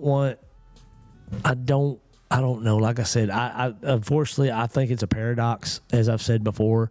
I have a feeling that it's one of those things that we're never going to come to an agreement on it in any way, because, like I said, it's gotten to where the conversation is now everything from, you know, let's just kill the baby. You know, all the way down to like, you know, they weren't allowed, and then Roe versus Wade passed, and then they were allowed for all those years, and then Roe versus Wade was overturned and it was abolished, and now, like, since that happened, everything's gone like more strict, I guess. Oh yeah, but it's always been a thing, and it always will be. And it always will be. And it's always going to go back and forth. And once you have a group of people that believe anything's all right. Now, I don't care what it is. Interject your situation in the spot. Anytime a group of people consider something a right, you now have an issue on your hands, because by our own documentation, rights are inalienable. Rights are God-granted, God-given. Even the atheists out there that may not believe there is a God, you start to tread on their rights, will look at you and say, these are given to me by God. You know, So I mean, So they're at least given to you. Yeah. You didn't take them. So once somebody takes something and considers it a right, it's a hard conversation from that point forward, because now anything that doesn't allow full freedom to do whatever you want to in that area now is an infringement, and now it's unconstitutional. Now, I mean, you got people right now that won't roll the window down at a traffic stop because they've been told by a TikTok video you don't have to roll your window down at a traffic stop. You know, I mean, it's just, once something is considered a right, it's really hard. Now, don't get me wrong, the government's out there taking our rights away every single day. And we don't even sit there and notice it. And then we get out there and then we try to practice rights that aren't even inalienable or given to us. Go ahead. So I have some information about Ben Moss's withdrawal from the bill. He withdrew his sponsorship because of the backlash and the bill's extreme phrasing. Put Ben Moss up there, Corbin, so we can see who the smart one of the dynamic duo were. And I put extreme phrasing in quotations because that is what he called it, extreme phrasing, and he used quotations. It was extreme phrasing. I mean, you're charging the woman who's supposed to carry the baby that you're fighting so hard for first degree murder. It is extreme. Yeah. And saying that people can use deadly force if they know of the fact that she's going to get rid of said baby. Hey, I like my giving every fetus an AK. I think we need to make that policy. Keenan Colbert, Miss Edie Booth, I know y'all out there listening. If they can defend themselves, that's fine, but they can't. I bet that maybe, you know what? I think it's the way it needs to be. Yeah. You know what? Maybe UFC ought to have a baby mama match. Oh. You know, where the babies and the mamas fight it out. And if the mama pins the baby, It's over. it's over. Okay. If the baby pins the mama, then he gets to live a full life. Yeah, so he withdrew because of public backlash regarding the bill's extreme phrasing, and he left Kidwell to fend for himself. He last stated that his original goal was to affirm the value and dignity of unborn life, but acknowledged that the bill's current language had become a distraction from that core message. The language was the language that was in the bill. You think? Well, more than likely, what happened was this guy, okay, you got to understand, half of these guys are either lawyers or the documents that they're writing up are written by... These two created this bill together. Yeah, well, that's the thing. It may have been altered a little bit, maybe, because it could have been done over a couple hard drinks at a bar one night and said, "Hey, why don't we do this?" Yeah. But it also could have been one of those things where he put it out there and said, "Wait a second, did I really read this, man?" Yeah. And so, or it could be a CYA. Exactly. Well, that's sort of what it sounds like to me. That is what it sounds like. But I'm not gonna judge. It's hard not to, though. It is hard not to. It's hard not to judge on something so It is very hard not to. But there is, the factor of, maybe he didn't read it or whatever. Like, I'm not going to sit here and judge him, but I'm not going to defend him either. I'm just going based on what I know. I'm going to call him an idiot for even holding hands with another. I mean, definitely. Anytime you hold hands with an idiot, you get idiot cooties. And cooties are bad. I heard that in kindergarten, and I ain't forgot about it. Yeah, well, it gets even better. He said that portions of the text led to significant misunderstandings and different misinterpretations, and explicitly stated that the bill was never meant to suggest that women should face capital punishment or create uncertainty surrounding the difficult medical situations. Well, a number. Can you imagine? Can you imagine trying to gather a jury to get a woman a death sentence for aborting her child? Yeah. I mean, it would never pass. It doesn't even stand a chance of being on the floor. But what's bad is this was introduced as a bill among a constitutional amendment. A constitutional amendment by our ruling elite. And these people were voted in. Yeah. Literally. Come on. Yeah. I mean, let's not just act like they did not just go there. I mean, it's... Oh, and Kidwell, he's known for pulling stunts like this, and that's what I was about to get into. Yeah, let's hear a little bit about Tiddles. Yeah, it's Kidwell. Oh. K. Kidwell's. Kidwell. Let's listen to Kidwell's Yeah. tittles. Which, honestly, I don't really. I don't know. He is a strange man. He served in the North Carolina House since 2019. He is well known for hardline conservative voting record and was the former chair of the far right North Carolina House Freedom Caucus. Is that how you say that? Yeah. Okay. Caucus. Freedom Caucus aspects of his legislative footprint include repeated fetal personhood attempts, stalled progress, and his lame duck status as of now. And I will tell you this, lame duck status in politics is almost like your senior year in high school. Yeah. You don't really You're just care. waiting for it to end. You already know you got the credits to graduate and the rest is and so but yeah. Except he's leaving with quite a few bad grades. Oh yeah. Well, any man that would make that a product of his own brain would be something that I would have to question but yeah. Yeah, and I'll read this real quick. So his repeated fetal personhood attempts. I can't read. Kidwell has a long-standing history of introducing fetal personhood bills that seek to establish full human rights at the moment of fertilization. He introduced similar sweeping measures year after year. Saw progress. His absolute bans have historically seen little to no movement. For instance, in 2025, Kidwell lost it.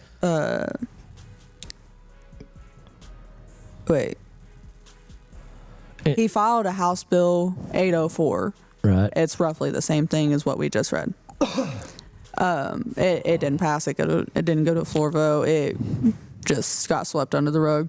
But he's been trying to. He's done it multiple times. But how many? And it's never. None of them have passed. How many years has this guy been in office? 2019. Exactly, and that's what And in his position right now that I know of. And that's what I'm talking about. He's been elected multiple times. Mm-hmm.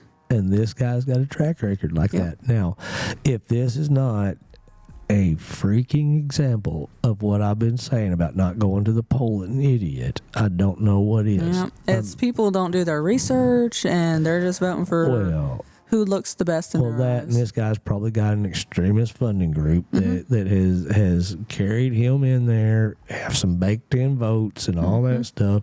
And of course, I will say, a man that has spent that much time on Capitol Hill probably has some regular hands that he shakes when it comes down to getting things certainly. But it is good to see this one right here was struck down and by it got Darnell Armstrong. Yeah, so- or Darren Armstrong, sorry. Yeah, so it is, thank goodness, this guy's a lame duck, and we're going to agree with one thing. He is lame. He is replaced in January of 2027 by Mr. Armstrong. So, Mr. Armstrong, do better. Anything else you got? Yes. All right. I have more There's more to this, on my huh? phone. Oh, Yes. wow. So it's back to what we were talking about earlier about, if you're a victim Right. of assault. This is something that I found extremely disgusting. Hey, Corbin, pull up a rape victim support or child assault. hotline? Yeah, the hotline, and so that way we can put it up for everybody to see. Yeah. Let me just give me a second, guys. And I'm gonna say this: if you are out there, and I have a lot of younger generation that reach out and say, "Hey, I watch you all the time" and stuff like that. If you are an older person that you're holding a secret in your heart, knowing that something bad is happening to a child at home, stop keeping that secret. There is a hotline out there for you to get help. Or if this happened to you, If this happened to you, if it's something reach that, out to someone. yes, if it's something that you're still dealing with, if this is something that's recently happened, if it's happening now as we speak, do not finish the rest of this show. Yeah. The moment you see that, there we go. The moment you see the telephone number pop up on this, Call them. call them. Pick your phone up, get off the app, and call these people right now. And I will tell you right now, you saw my telephone number on there. If you are ever in a situation, if you're ever feared for your life, and you know that your predator is coming for you, or your predator is, call 911. call, report, do not endure. I am just going to tell you. Did we get the phone number up there? Did it ever pop up? Did the phone number pop up?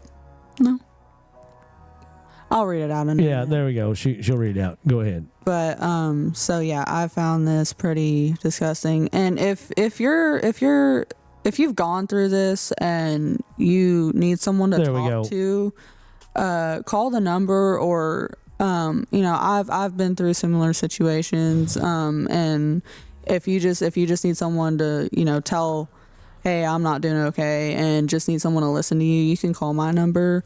Message me on Facebook, all that stuff, because you have people there for you for all these situations. And I'm going to tell you, right there's the telephone number, 1-800-656-HOPE.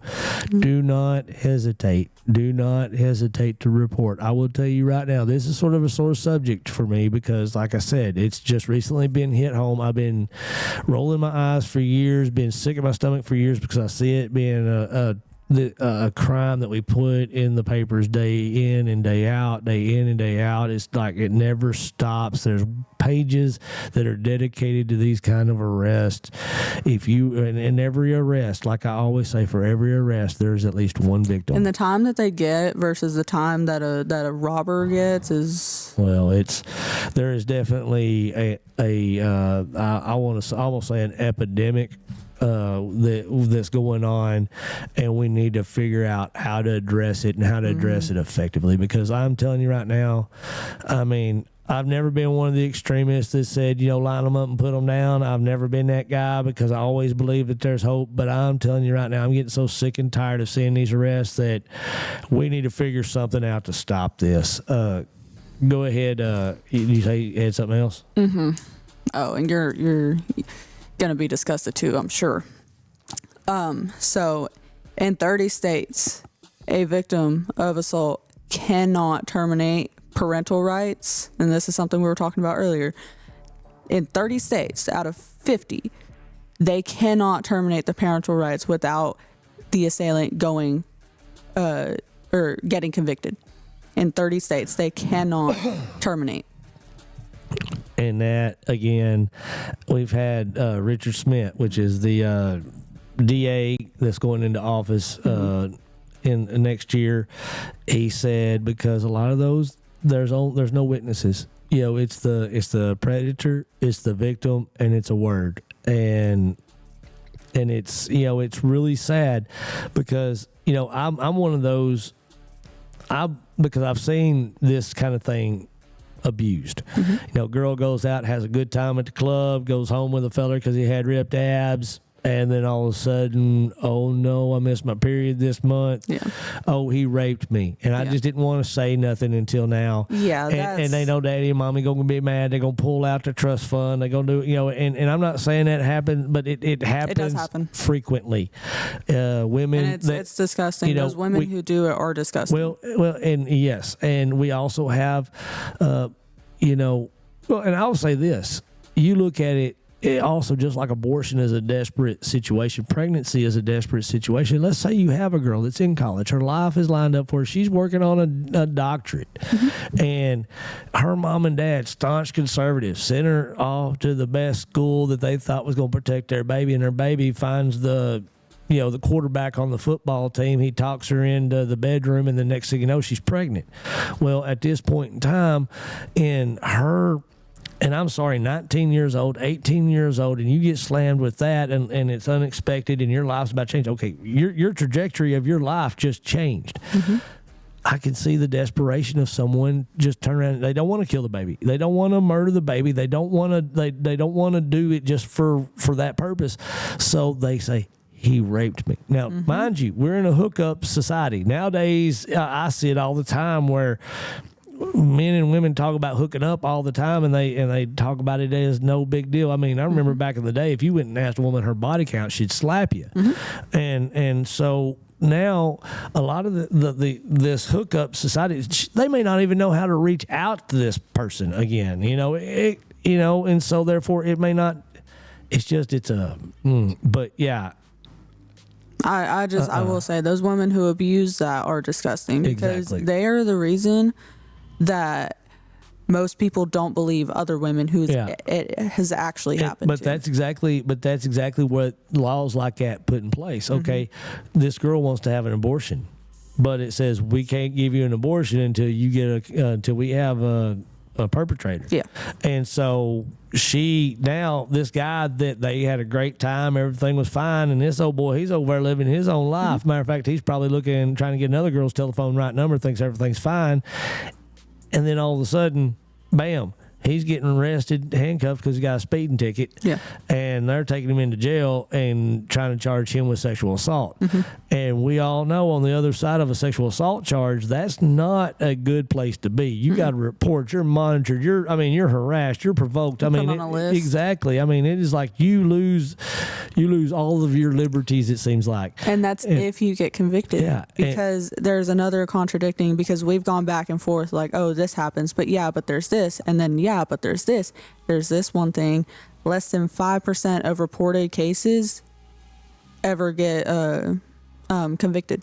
Yeah, well, so you can report them, but less than 5% of reported cases go to conviction. And that works both ways, because number one, the 5% conviction rate may be okay. There's a guy that did it Which that's just in the U.S. Yeah, that's not global. Well, yeah, but okay, we'll talk U.S. Okay, you have a guy that rapes a woman in a dark alley. Okay, you can't prove this feller did it. He's got 15 guys that says he's at a party, blah, blah, blah, blah. That one doesn't get convicted. Yeah. Then you got the guy that met the girl at the frat party and took her, and then when they ask him, hey, did y'all have intercourse? Oh, yeah, but it was consensual. Well, he just admitted to the deal. Now you got it was and it wasn't. Well, we all know that in the legal system, 90% of the time, the woman has the benefit. And so, sadly, that 5% probably isn't even the violent people. Yeah. It's the guy that got caught up in a bad situation, and it's just like or this. the guys who were accused and it didn't actually happen. Well, it's like, I'm pretty sure, and we'll have to verify this, but I'm pretty sure, like, if the girl's drunk, it's automatically considered rape. But the guy, I don't know. I somewhere I was told, and I'm if I'm wrong, I'm wrong. I mean, I'm sorry, but you have to look this up on your own time. Yeah, but it was one of those things where it was like, if a woman says she was drunk, and the guy had intercourse with her, it was considered, an assault. And yet, if both parties are drunk, the man is still responsible for his actions. I don't know that. Yeah, and like I said, it may not be every state, and maybe not be every state. It may be in a Dateline we were watching or something like that. Well, I will say, like, any assault, like sexual assault case, in the United States is up to the state. Oh yeah. Oh, it most definitely. There is no federal law that covers the entire country that, you have to do this and you have to do this and you have to do this for this specific kind of case. There's no federal law outlining the guidelines and restrictions and rules that you have to follow to take said person to court and all that stuff. And then in only 16 states do they need to not wait for a conviction to have their parental rights terminated. And one of those is our state. Well, but it is hard to do it. Yeah, and it's possible, but it's hard. Anytime you got DNA inside of a living being, and I agree, it should not be. Matter of fact, that old boy is he should never be free to have that child's right. No. But it's like, that's why I mentioned the time that they do. I'm trying to think if there was for some reason I wanted to say that I saw that in a documentary where the guy was trying to get visitation rights in prison, and they were trying to get the mom to bring the kid. And I wouldn't doubt it.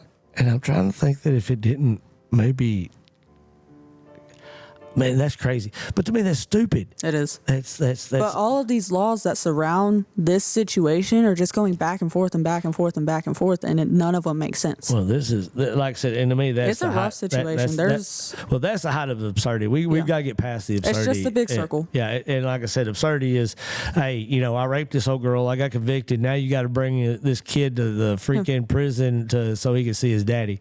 No, we've got to get to the point where we call stupid. Yeah, and and the time that they do for that specific crime, whether it's aggravated or just plain old sexual assault, the time that they do is not enough. I agree. I agree that if you do that, you should be locked up for life. To me, that's one of those things. That is it's about like theft. Somebody that purposely goes out and steals something from somebody, that is almost an unforgivable crime. Because you took certain measures to do this on your own. It wasn't like you missed the speed limit sign. You consciously made that decision to do that. It wasn't like you missed the speed limit sign and missed it, and so I'm agreeing, but when you have a situation where you do have an innocent victim, which, as we can all agree, every sexual assault has an innocent victim, and so let's treat the victims as victims. And matter of fact, in the one that hit close to home, I had somebody, they were asking me about how they should handle the situation, because this certain person was, and I said, this is exactly what I tell everybody: let that pedophile have the spotlight. You let him keep that spotlight because he earned that spotlight. Mm-hmm. You do not take the spotlight from him. If somebody tries to hand you a little bit of his spotlight, you say that I appreciate it, but I do not partake. That is his spotlight and he can have it. Mm-hmm. Your job is not to coddle someone that made the intentional act like this. Absolutely not. And so if it is one of those things that is an intentional act, I do not believe that there should be any rights given to you because you took it upon you to get the most innocent and helpless among us and strip their rights away from them. So I want your rights sort of stripped away from you. And that's how it should be. And I'm not gonna lie. I hope, and I say this a lot, I hope the fear of God gets put into you when you're in prison. And trust me, I've been there. I know everybody goes in looking for Jesus, can find him. He's there. He's waiting on you. But I hope the fear of God gets into you. So if you ever do put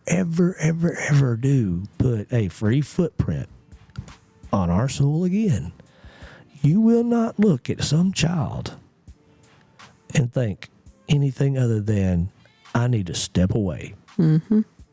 So it looks like we have rolled right up to the 11:59. I told you I had enough. You did, and she told me on the way here, and I told her, I said, "Well, this is going to be fun." Thank you, Katie, for the topic. I believe it was a fun one. It was one that I don't know that I've ever heard out there on any other podcast. So it's taboo. So you guys be sure and tag and share. We're trying to grow this again.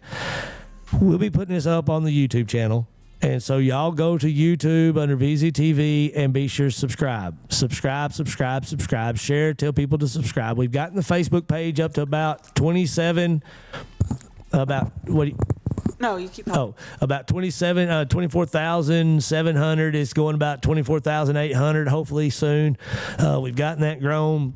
We're fixing to grow the YouTube and the TikTok, so y'all be sure and go find us on those two channels, on those two formats. Again, we're here every single day, and we talking all Monday through Friday. We're right here. Tomorrow we got my boy John Ring in the house. He's gonna come in. We're gonna talk Wood County news and veteran affairs. We love us some veteran stuff. Y'all go check out Phil's episode from yesterday. I believe it's one of the best ones we've ever done. It's on the channel and it's on our YouTube. Yes, and if you want the link, just go to our Facebook page. We've got the link posted to us, take you straight to the YouTube page. While you're there, do the subscribe thing. Again, you see these ads right here on the side. Y'all be sure and shop with these folks. It's because of them. Matter of fact, I'm going to give a shout out to Anderson Fencing over there. Tanner at Anderson Fencing. I talked to him this morning, and it sounded like he might be interested. So thank you, Tanner, for taking your time. I'm working before I ever even get here. That's what people don't even know. But anyway, Katie, do you have any closing thoughts? Since this is your topic, do you have any closing thoughts? I think they should be locked away for life. That's it. There you go. You know what? You run a life, you take your life. Mm-hmm. There you go. I like it. And we are zero nonsense right here on FITE TV on Wednesday. And we'll see you tomorrow on Thursday.